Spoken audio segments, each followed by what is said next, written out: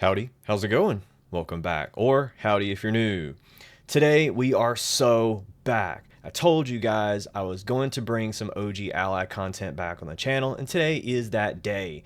So for all you OG Ally owners or potential and future Ally owners, I'm going to show you how you can turn this into this. And essentially, I'm going to show you how to build the ultimate ROG Ally out there. We're going to cover the new battery mod from JSAUX. I'm going to cover how you can make it work with a 2280 NVMe with a heatsink, of course. And then also I'm going to show you the 2230 heatsinks if you still want to use that stock drive. I'll show you the adapter that you want to use and the adapter that you don't want to use. And then I'm also going to show you the clear joystick option that everybody has been asking me about. We're going to recover the D-pad mod, hopefully, and then also I'm going to show you these buttons right here. I know I have made individual videos on how to change out the D-pad and the buttons, so if you're looking for just that only, check down below. I'll have everything linked. Also, I'm going to show you how you can use the handheld DIY backplate with the JSAUX battery kit, because there are a few small things you have to do, and then we're going to cover a ton of other things like clear back paddle buttons and much more. If I have time, I'll toss in a few accessories and a few extra things that I would definitely check out as well. So I guess let's go ahead and dive right on in. But first, thank you to the channel OGs. You guys are the GOAT. Thank you for all your love and support. Alright, just because you guys know I'm always transparent and open with you, I'm going to tell you right now, none of these are paid reviews. However, ORICO did send this drive over and JSAUX did send the battery over, but there were no agreements, there were no promises made.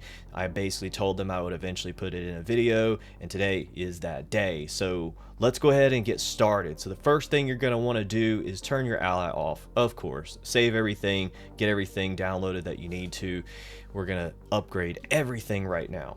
So what I would do, I would recommend picking up an electronic screwdriver kit, because there are going to be multiple other things that we're going to remove, and having a good kit will allow you to have all the bits you need anyways, and it's just good practice to have something like this. You don't have to have anything fancy. I'll have a cheaper option down below that'll be about 10 to 15 bucks or so, and then I'll have this really fancy electric screwdriver here, and this will give you every bit that you'll ever need and more, and I love it. It even has a drill bit attachment. Like I said, none of these are paid sponsorships.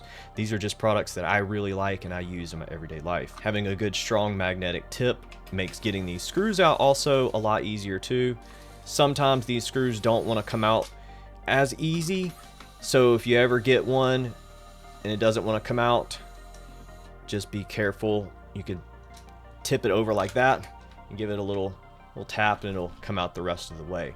Alright, so once you've got all the screws out, you want to go right here, press in with your thumbs in the center, run your fingernails along the edges, and you can kind of push in and it will help pop it outwards. Real easy to do.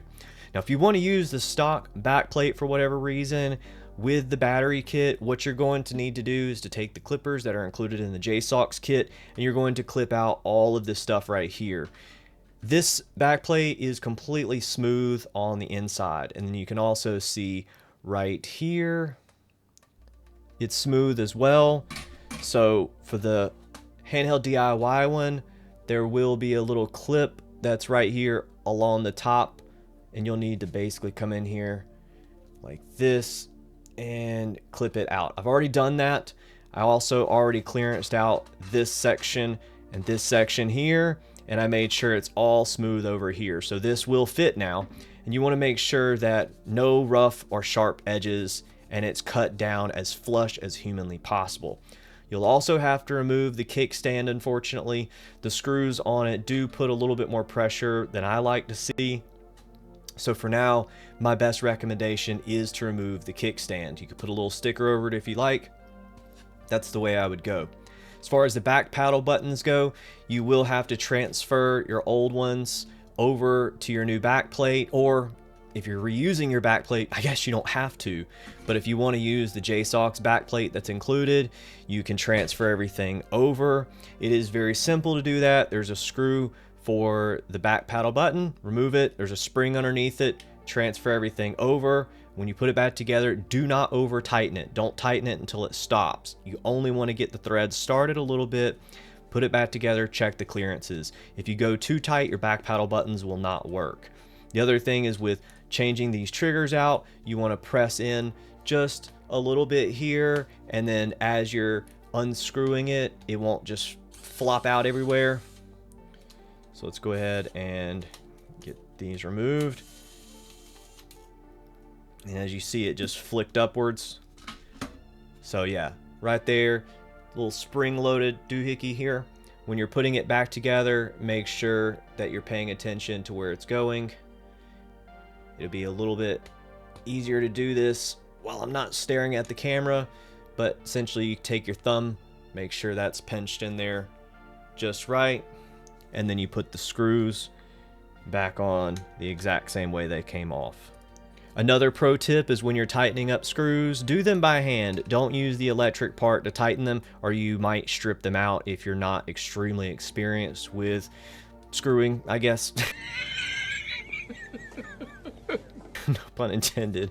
If you're not experienced with using electric screwdrivers, it can apply too much torque and it can snap off a number of these. So when you see me doing this, is because I am using a very light hand, and as soon as I feel the torque, I almost let the screwdriver go because I don't want it to over torque it. So we're gonna set this aside for right now. Let's go ahead and do our battery mod upgrade.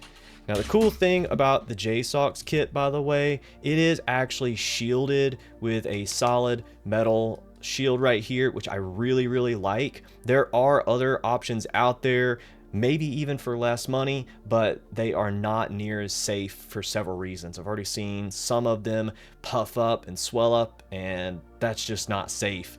This seems to have the best shielding. It seems to be a lot more trustworthy because it's from a reputable brand. And I'm not just saying that because they sent that over. I personally stopped a friend of mine who I am really close to. He had already spent the money on the aftermarket battery from eBay or wherever he bought it. And I said, you know what, brother? I'm gonna give you this battery right here when I'm done with it, so don't worry. Like, he's local to me. I'm just gonna give him this because I do not want him to have to use that aftermarket battery and run the risk of it catching on fire or destroying the system.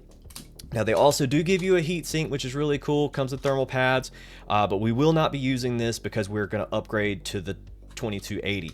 If you're gonna use a stock drive, definitely check this out. Real easy to apply, not much to it. They're giving you captive thumbstick caps, some back paddle covers for the stock back paddles, and then a port cover for the XG Mobile. You're getting paperwork, you're getting a ton of spare screws, so don't be alarmed that there's all these screws in the back. You're not gonna really need them. Now, one of the other things they're giving you in here is going to be these little covers, the little light cover. This is very important because right here, there's a little light sensor. You're going to take one of these little square black covers and you're going to cover that light sensor. Now, when you put this all back together for the first time, you will need to plug it into the original power adapter to get it to power back on. But if you're going to use a transparent backplate, this is just really important to have one of these installed because it's a light sensor. It's supposed to sense when it's being opened. So essentially, you just peel that off, place this right there, and now you're good to go. Okay. So let's go ahead and start removing everything.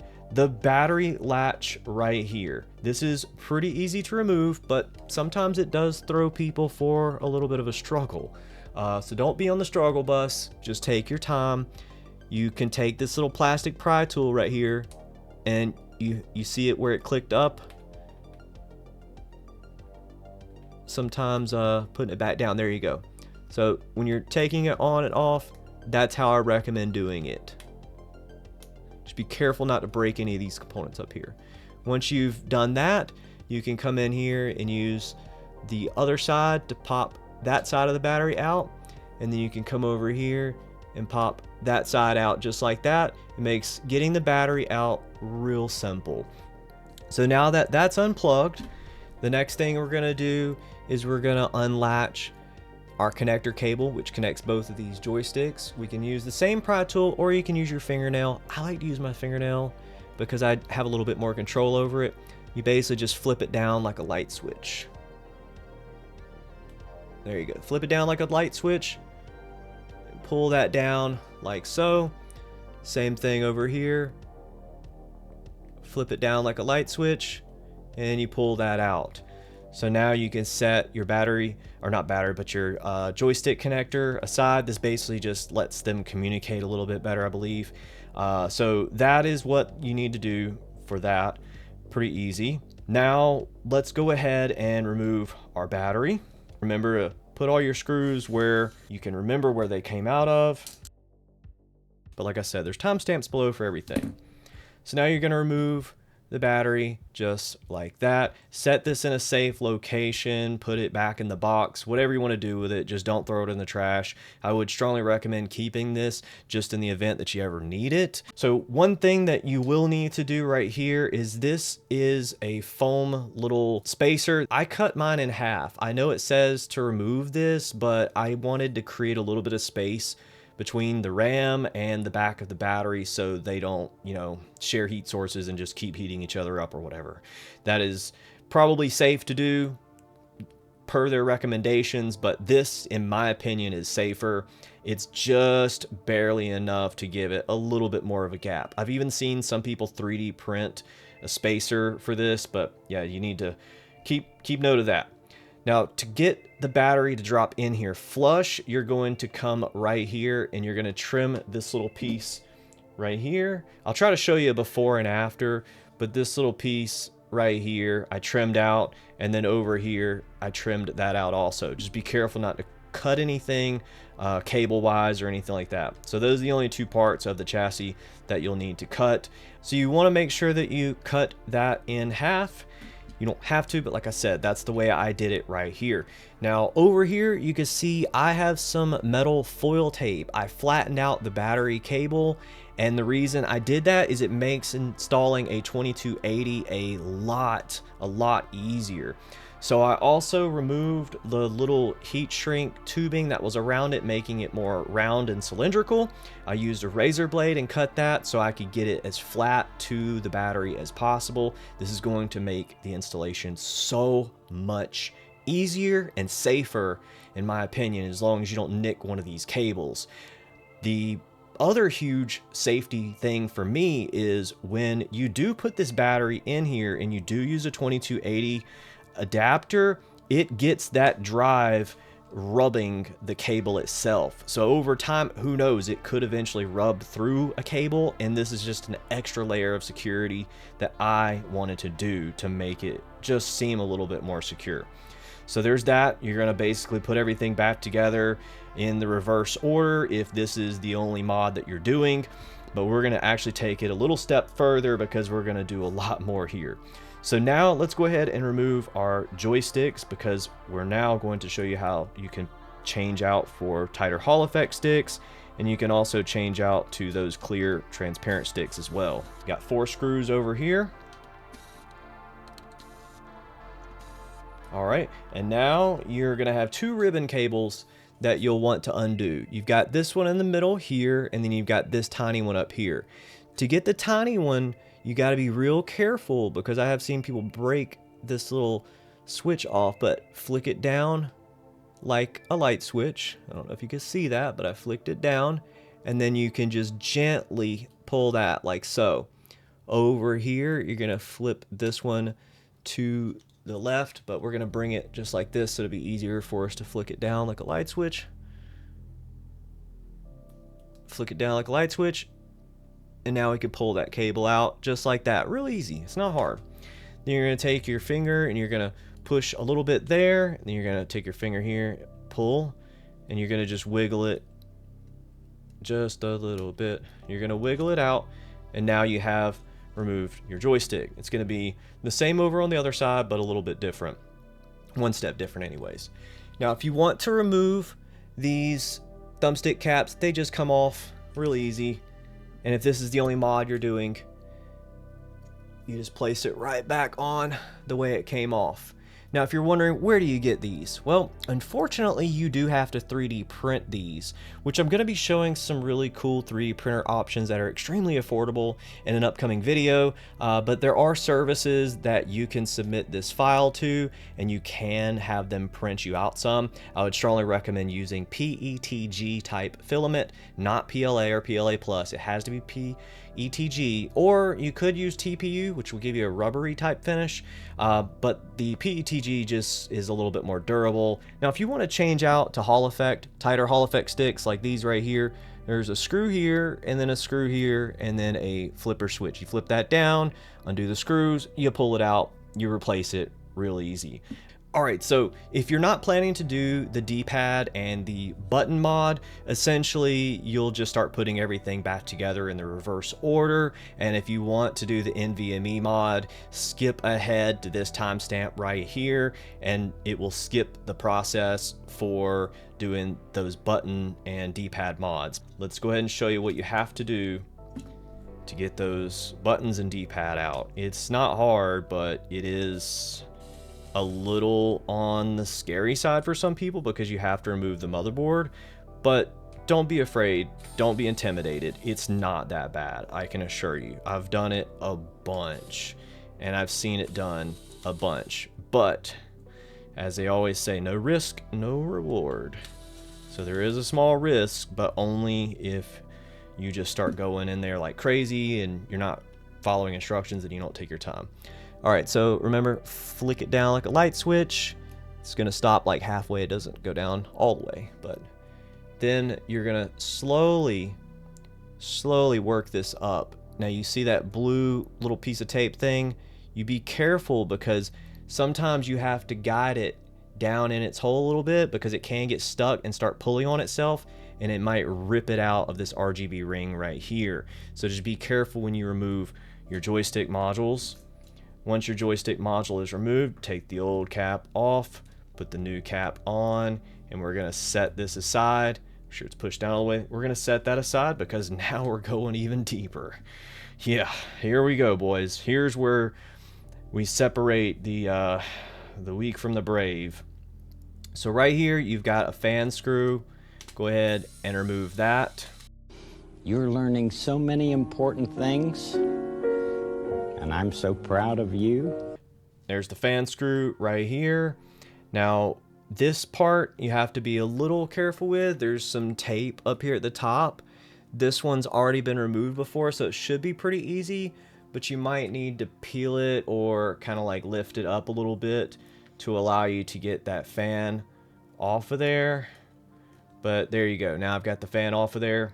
It works better with two hands, so I'm going to try to do that now on camera. I don't know if it's going to work out, but here we go. Wiggle, wiggle, wiggle. Ah, there we go. Okay, it's a little tricky sometimes, but you can definitely get it out of there. Okay, that's actually for the speakers. My bad. It's not the fan one. So the fan one is right here. Now for this one, it's pretty easy to get your finger and just kind of flick it out like that. But be careful because I have seen some people break the fan cable. So you basically just want to be careful with that. Let's see if I can get it without breaking it here. There we go. I flicked it out. So be careful flicking it. You always want to be real careful when you're flicking it. So here we go. It is out. Our fan is out. We are good. We're halfway through the scary part, okay? Now over here, you take this screw for the fan out. Give it a little wiggle, make sure it's coming loose. Set that aside. Now remember where all your screws go. I'm just tossing them because I know exactly what length screw goes where, but do what I say, not what I do, because sometimes I take shortcuts because it's just in my kind of like nature to make things a little quicker for you when it comes to the videos. So take a few shortcuts along the way.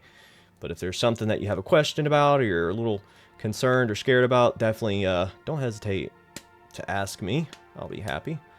You basically want to make sure that you do not pull on the cable itself, by the way, because if you pull on the cable itself, it will rip it, and you don't want to get metal tools near here as well, just because it's really dangerous. You could slip, you could break something.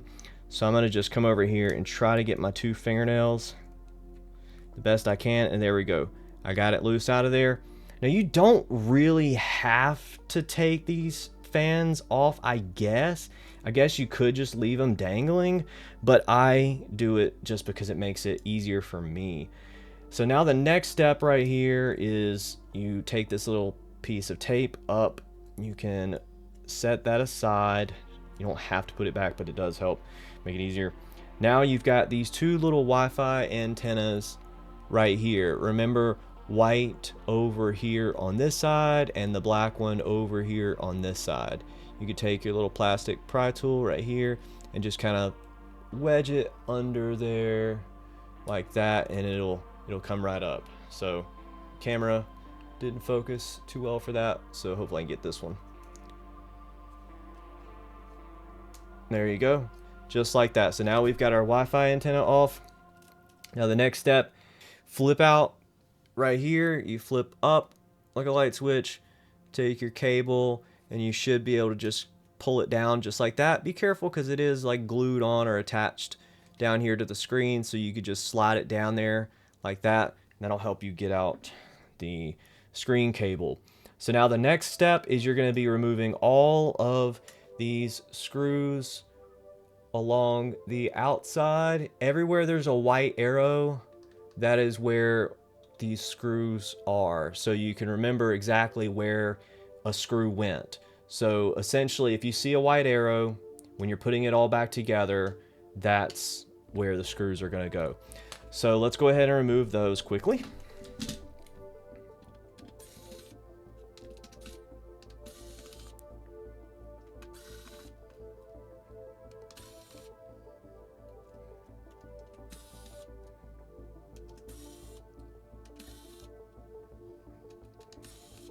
Alright, so you will not have to remove the heatsink for this, but if you are intending to use some new PTM or you want to put thermal paste on it for whatever reason, don't. Thermal paste will actually give you worse temps, it'll dry up faster, and it's just worse overall. The only upgrade really for this is going to be using Thermal Grizzly cryo sheets, which actually do give you a good bit of advantage, and they last forever pretty much. The PTM will almost last forever, but eventually it will dry up. So if you do want to change it, do that, but I don't recommend it because it's going to take a really long time for the PTM to dry up.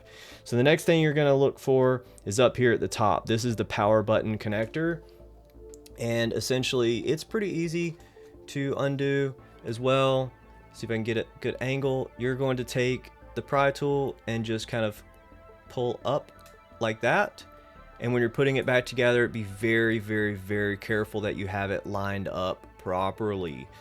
So once you have that removed and you've double checked and made sure all of the screws, oh, I left one. That was done on purpose. That was done on purpose. Trust me, that was completely intentional. All right, so you go through and make sure all the necessary screws are removed, and you want to set this back down, get all the screws out of the way, and you can take the motherboard, lift it up, and wiggle it towards you a little bit, and it should come out right here. It's a little on the tricky side, just be careful, but lifting it up a little more might help. Wiggle, lift up, you might have to slide it. There you go. So we slid it out. Now we have the inside exposed. So here's the D-pad instructions. If you want to get the magnetic Xbox Elite style D-pad, you will have to buy a couple of parts. You'll have to either 3D print this or buy it pre-made. There are places I can link below that will have these pre-made. You basically insert the magnets inside of here. There's a couple different designs. I have one of the OG designs that used these style magnets, but there's a ton of different designs. I'll try to link whatever the most current one is. But essentially, you'll need to get some stuff 3D printed for sure. You can do it yourself like I did. It's actually easy. All right, so essentially with the kit, some of them are going to have the little bump in the middle built into them. This one is an old school design. It was one of the originals. So essentially what I did is take double-sided tape and then take the little dome that it comes with and then put it inside of here just like that.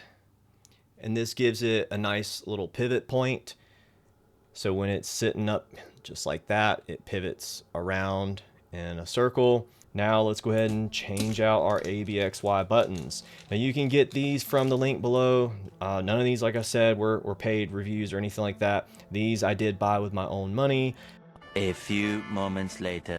Alright, so quick change of plans. We're not going to be able to use the awesome, sweet looking ones I got from Secura Modding because I think these were for the Ally X, and these, I'm not sure what they go to, but I had them on hand. So right now, what we're going to use instead, and it's not their fault, I just had ordered some for the Ally X and thought I'd order them for the Ally. I went back and looked, but yeah, here we go.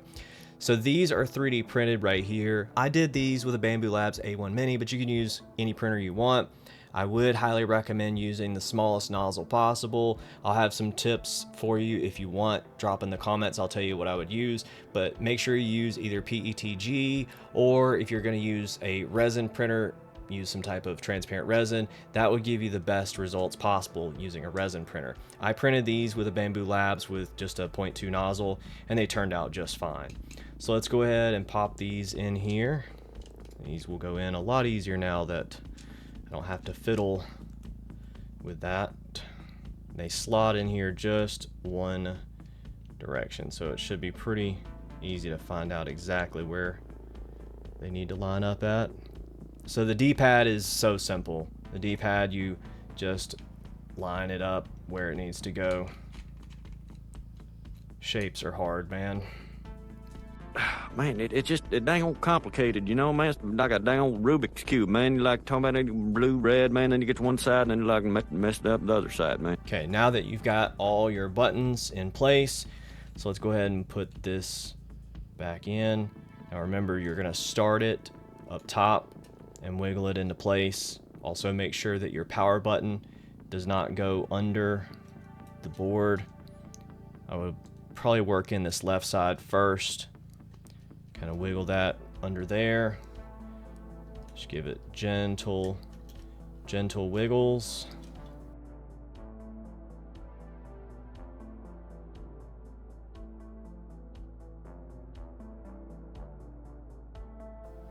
So right now I can see I'm not lined up properly up here. So let's see, why am I off a little bit? Give it a little push right here, line up this headphone jack, and I think that's what was holding us up. Yep, it wasn't slotting in that headphone jack all the way. Now all our screw holes line up perfectly. So now we can go ahead and start putting it back together. So first things first, make sure it's pushed down, shouldn't have a lot of play. Now we can go ahead and put all our screws back. Remember where the arrows are. So I'm going to fast forward right now so you won't have to watch me put every single screw in. So let's go ahead and get started. Now remember also, do not over tighten these, and do not do what I'm doing right now. Do not tighten them with an electric screwdriver. I can assure you, if you do these by hand and just gently tighten it, you'll be a lot safer. Alright, so all our screws are back in place.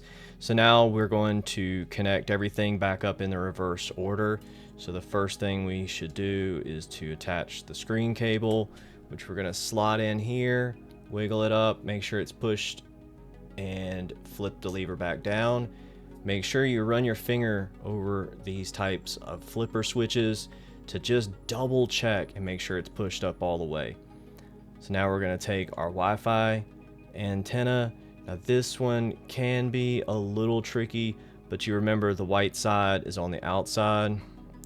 Line it up, push it up, and you can use your finger to gently click it back into place. Come over here. There we go. I felt it click in. Just be careful with those. Now you can take your little sticker right here.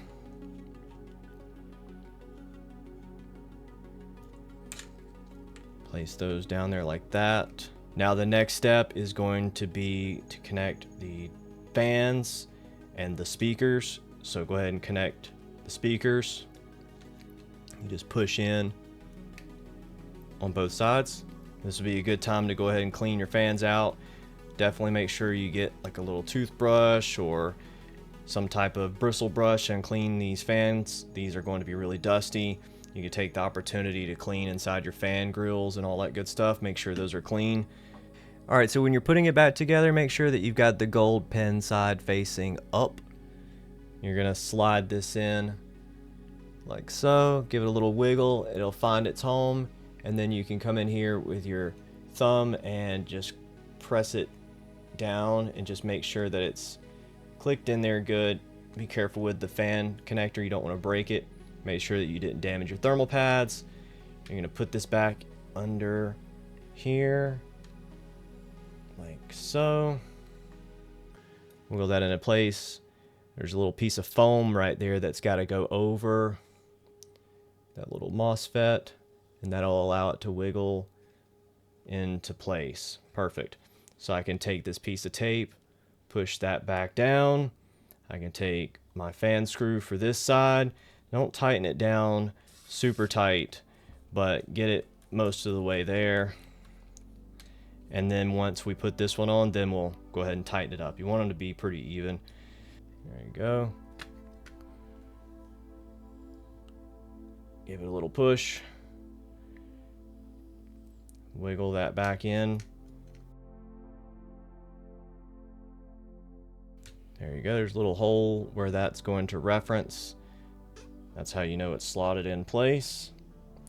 You can take this fan screw up here. Don't tighten it up all the way, remember. There we go. So now we've got the fans put back in place. Now we're going to go ahead and put everything else back in place. So next is going to be the joysticks, but let's just double check our work, make sure we haven't missed anything. Sometimes if you miss something, it's okay. You just want to go ahead and fix it before you put it all back together. So we've got all our connectors. Oh, almost forgot. The power connector right back here. Right here, I have forgotten this one before and I've panicked when it didn't power on. So you want to just kind of wiggle, got it into place. It clicks in. That's how you know it's in the right spot. So yeah, let's go ahead and put everything back together now for our joysticks. Take our little ribbon cable, wiggle it in, make sure it's flicked open. Flick it down, push it in. Remember to make sure, even though I unlatched this earlier, it latched itself back, so you just want to double check before you start shoving stuff in. Go ahead and start putting your joystick module screws back in. You want to make sure that you don't over tighten these, and you also want to try, if you can, to torque them evenly. That'll make it where your joysticks are more accurate. Alright, so I've got them all halfway screwed down, so now I'm going to tighten this a little bit, tighten this a little bit, and tighten them in a crisscross pattern. Now we do this side. Remember to feed this blue ribbon cable back through. Be real careful with it. You come down here like so, feed that in, push that in, go ahead and take your screws. Alright, now over here, make sure the lever is flipped. Slide this into place. These little blue ribbon cables are very fragile. Flip it down, give it a little push just to double check. There we go. Alright, so now you can see I've done the magnetic D-pad, I've done the ABXY buttons, and so if you're picking back up at this step right here, now is the time to do the battery and the NVMe mod. So we have currently the 2230 drive size. Now, the drive is fine, there's nothing wrong with it, you don't have to replace these, but you can get faster drives and you also can get larger drives if you go up to a 2280. Now, if you do want to keep the standard drive size and you just want to add a heatsink to make this thing run a little bit more efficient and cooler and last you a lot longer, you can get one of these heatsinks right here. I'll have the proper size linked down below. It's a 20 by 20 by 10, and you can use a 1mm thermal pad and just place that right on top of there, and you'll be good to go, and it will lower your drive temps and it'll make your drive last a lot longer. All right, so the NVMe we're going to be using today is this ORICO. It's an IG740 Pro, which is their industry grade NVMe's, and so these have longer endurance. It can operate under higher temperatures, they'll last you longer, they have advanced security options and more, and they're extremely affordable. Remember to check those links if you want one of these. Now, I have used a lot of ORICO drives before, and they have been extremely good. I haven't had any issues out of them. But this right here is a TLC NAND, which is basically like the better one. So not all NVMe drives are created equal, but this would be considered your upper tier drive. This would not be an entry level drive. It has cache, it's going to be fast, it's going to be able to do direct storage. You're going to have a lot better speeds out of this drive, so I do strongly recommend going with a good quality drive. Now the cool thing about this drive is it also comes with a screw, so if you are going to use this on a laptop or desktop and you don't have a screw, it does have dual cooling abilities here, or dual options for cooling. So it has a graphene heat spreader built into it already, but they also give you a copper heatsink right here, which can stick on over that, but we really don't need it. So I'm actually going to leave it off, and we'll run some temperature test in the next video, and we'll test the endurance and make sure that this drive is going to live up to my standards, which 99% certain this thing is going to be epic based on all the tests I've already seen done on this drive. So let's go ahead and take out our old drive. All right, so one of the things I haven't talked about yet is data. If you have a bunch of data and games on your original drive that you want to bring over to your new drive, there's two ways you can do that. You can basically clone it with an NVMe cloner, which I'll have some link below. You can get these for as low as like 50 bucks. This is my method of choice for the most part. Or sometimes if you get lucky, you can buy an external little mini enclosure. You can put your NVMe inside of here, and you could just plug it up into, you know, the Ally when you're done installing Windows on your new drive, and you should be able to see all your files in here. So that is an option. If you ever have any issues with the BitLocker and stuff, you might just have to log in your Microsoft account and enter your BitLocker key. There's instructions on how to find that, real easy. I have been able to bring over files using that method. But for the easiest and most economical way without having to spend extra money is to use Asus's built-in cloud recovery. So when you install a new drive, there's no Windows operating system on here at all. This is just a blank drive. That's how all drives come. That's how all devices are, laptops, desktops, everything.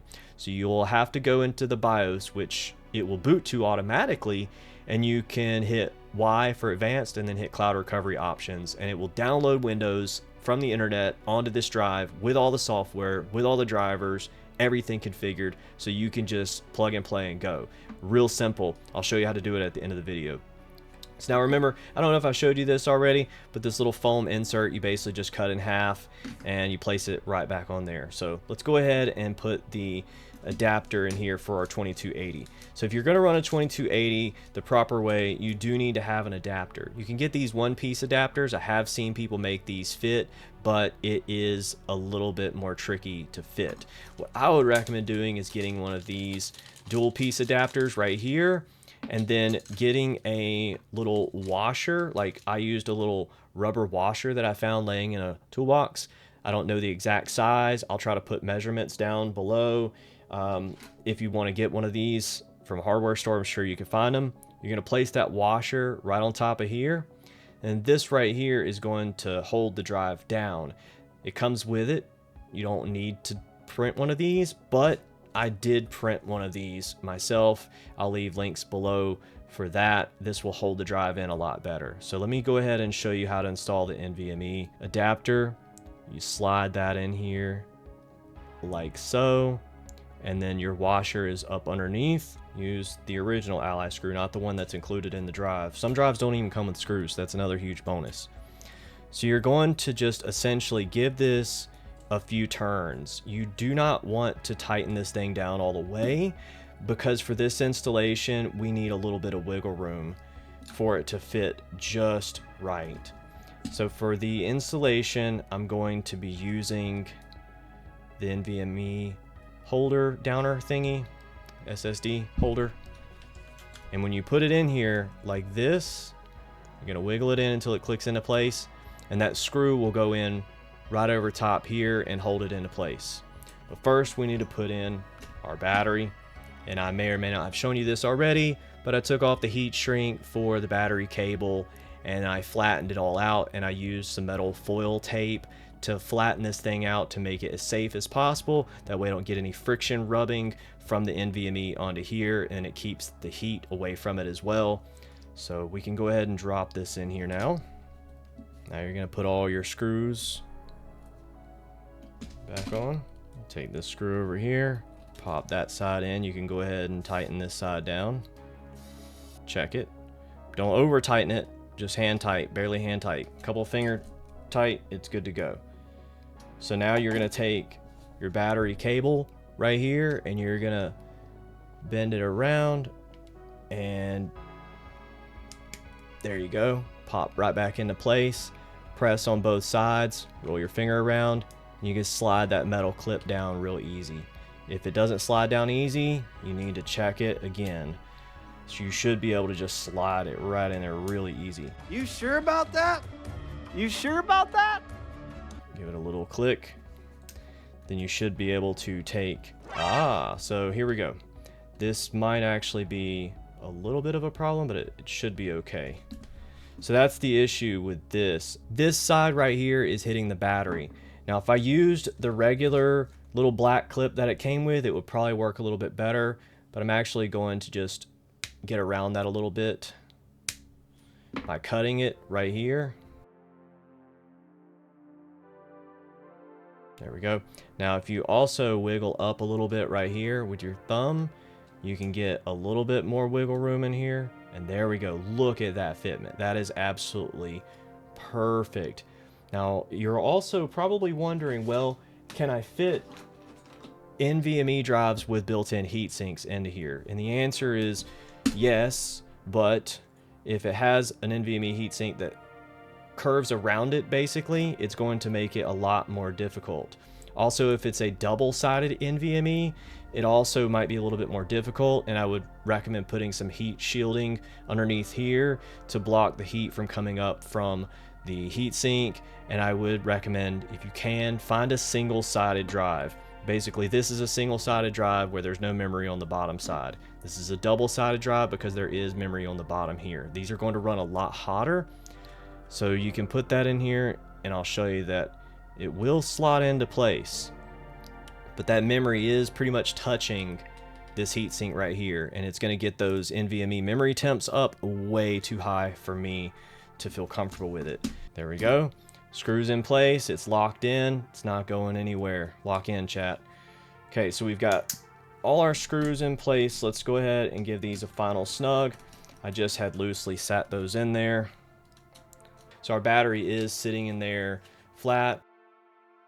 Alright, so once you've got your ribbon cables connected on both sides, double check all your work. Go ahead and take your backplate. Remember, make sure you clearanced everything off of here so it will fit flush. You can go ahead and do that. Click it into place. There you go. And go ahead and put all your screws back in. Remember, don't over tighten them, just hand tighten or finger tighten them. It doesn't have to be super tight. It's not a big deal. It's not that serious. None of these are going to affect temperatures if they're not super duper tight. You just want to gently snug them down. Come in there with a hand tighten it. There we go. So they're all tight. They're all good. Not too tight. Just right. Alright, so when you're ready to power this thing back on for the first time, you will need to plug it into a power outlet. And that is simply because that light sensor has been tripped. But let me show you what I've been using to charge up all my devices lately. This thing is absolutely freaking insane. This is Ugreen's new Nexode 500 watts. Yes, you heard me right. This is 500 chonkin watts of power. This one will do up to 240 watts on the top port, and then the other USB-Cs can do up to 100 watts. You can actually fill up all of these ports at once and charge 5 laptops at once. Absolutely crazy. This thing has over temperature protection, anti-surge protection, short circuit protection. It has over voltage. It has so much more. It even has 6 GaN chips, so it has basically 1 chip per USB-C. Really good. I was needing a new charger for my desk because I was running out of ports when I was using something like this, and then it was giving me a little bit of a limitation because it's only on 160 watts. With the RG Flow Z13 on my desk, an Ally, a camera, I was running out of power, running out of juice, so I needed to upgrade to something like this. So if you want to check one of these out below, I'll see if I can find some sales for you. Check those links. So huge shout out to you, Green. Thank you guys so much. I told them I needed a beefier charger, and what do they have in mind? And they said this right here would be the perfect thing for you. And I had no idea this thing was even coming out. It is brand new. You probably haven't even seen this thing yet. It actually uses an ATX power supply cable. Crazy, really beefy. All right, so you see how I power up my devices. Now let me show you how to make this thing turn on for the first time. Go ahead and plug up power, plug up here. Wait for that orange light to appear, give it a second. Go ahead and hold the power button and volume down button at the same time. Once you see it pop on, let go of the power button, just continue holding the volume button until it gets into the BIOS. And there you go. Now you're in the BIOS, and if you're ready to do the cloud recovery and you are near your Wi-Fi, you're going to just hit Y, and then you're going to hit the right button right here. It says ASUS Cloud Recovery at the top. You're going to hit A, and boom. Now it's going to tell you that it can't connect, which it can. You just need to hit A to continue to tell it where to connect. So you'll see this message, just hit next. That's completely normal. Once you connect to your Wi-Fi, it'll roll you through all the setup procedure for Windows. It's real simple after that. So one of the other things, if you are wanting to get into 3D printing, you could print cool mods like this, these cool little grip adapters. I love these things right here. This is one of the best reasons to get a 3D printer, is to save money. You can print so many things that you would normally pay $20 or $30 for. You could print these things yourself. Like these buttons right here, I saved 15-20 bucks by printing those. These joysticks right here, I printed those. I saved money. The 3D printer will pay for itself because you will be able to print stuff for your entire household, not just for handhelds. I'm going to be doing some more in-depth 3D printing tutorials and 3D printer reviews, hopefully in the near future. That way you guys can find out how affordable it actually really is. I'm a huge 3D printing advocate, and I used to be very intimidated by 3D printing. I used to be very like salty about it because I would see everybody have these beautiful 3D prints, and I had tried an Ender 3 and I hated it. I had such a bad taste in my mouth for 3D printing. So I digress. We'll talk about that later down the road. All right guys, well, I've shown you everything. Once again, links below for everything. I'll put discount codes in there if I have any discount codes, but remember CPPC Tech will save you money at Handhelddiy and JSAUX and a bunch of other places as well. So always try those. If you're looking for a deal, let me know. I'll help you find it. So thank you all so much for tuning in for this whole entire long video, and also thank you to the channel OGs. You guys are the best, and I greatly appreciate all of you guys as well. Thank you so much for all the love and support. I just can't tell you how appreciative I am of each and every one of you. And if there's ever anything you need, you know how to reach out to me. My inbox is always open, and let me know what I can make for you in the future. I'm happy to take video suggestions all day long. A lot of the videos come out because you guys recommend them or suggest them, or you have questions, and I get enough of those questions that, man, I could just make a million videos on. But some of the best ones come out lately, and I'm greatly appreciative of those. So thank you again, and as always, I hope you have a good afternoon, good evening, or good night.